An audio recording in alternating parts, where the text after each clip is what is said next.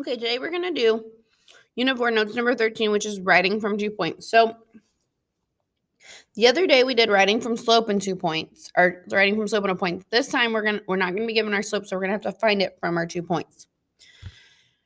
So some review. Point slope is our y minus y1 equals m times x minus x1. So we're going to keep utilizing that equation today, where we're going to replace the y1 and the x1, and then we're going to have to find the slope. Slope-intercept, y equals mx plus b. That's the end form we're going to get in, and we're not going to use standard form at all today, but keep that one in mind. So it says write the equation of the line graphed in slope-intercept form. So I'm given a point, 8, negative 1, but I have to find the slope. Given 1 point, there's another point down here. So I'm going to figure out my rise, which is 1, and my run, which is 2. So this means my slope equals 1/2. So if I plug that into my equation, y minus y1 equals m times x minus x1, I'm going to get y plus 1, because remember, if it's negative, we have to change the sign, equals 1/2 times x minus 8. I'm going to distribute.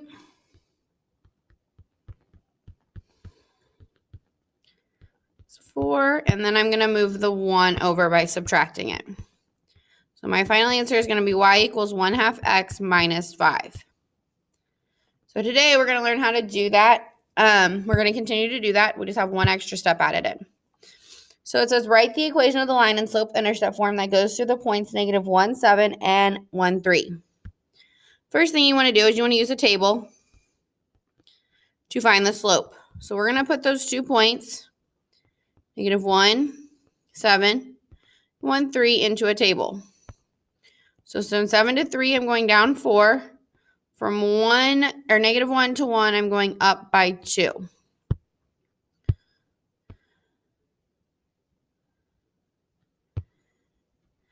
So my slope is going to be negative 4 divided by 2, which equals negative 2. This is my m value. My next thing is plug into your y minus y1 equals m times x minus 1 equation.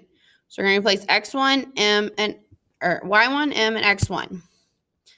Now, you're like, well, what point do I use? It doesn't matter what point you use, you guys. I'm going to use 1, 3. Numbers are a little bit smaller, but you can use negative 1, 7 also. So I'm going to have y minus 3 equals m, which is negative 2, times x minus 1.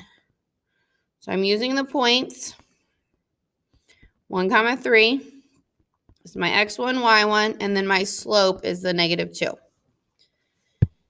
And then you have to convert it to y equals mx plus b.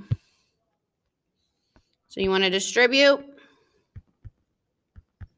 It's negative 2x plus 2. And you want to add your 3 over. So your answer is going to be y equals negative 2x plus 5. Okay, let me know if you guys have any questions on that. We're going to go to the back and do some more examples. Okay, write the equation of a line that passes through the point negative 2, 5 and 2, negative 1 in slope-intercept form. So we got to find our slope and then put it into point slope form. So let's first make a table to find our slope. So we have negative 2, 5 and 2, negative 1. So 5 to negative 1, you're going down 6. Negative 2 to 2, you're going up 4. So my slope is negative 6 divided by 4. Simplified, that would be negative 3 over 2. So this is my m value. Now it doesn't matter what point I use. Let's use the first one. So x1, y1. Then we're going to plug all this in. So we're going to have y minus our y1, which is 5, equals m, which is negative 3 over 2, times x minus a negative 2, so that's going to become a positive 2. And then we convert it. So distribute. Negative 3 halves x. 3 halves times 2 is going to give you negative 3. Add your 5. You're going to get y equals negative 3 halves x plus 2.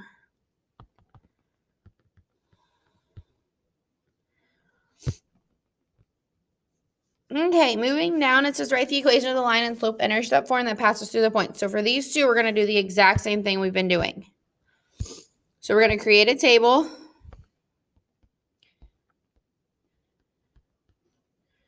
Find your slope. This one we're going to get negative 3 over 6, which equals negative 1/2. Pick a set of points. No matter which set of points you use, you're still going to get the same equation, so it doesn't matter. So you're going to do y minus y1 equals m, which is negative 1/2, times x minus x1. Distribute, and this goes away because it's 0. So y equals negative 1/2 x plus 2. And that one I'm done. So that one was a little bit easier. Going on to B, we're going to do the same thing. So create your table.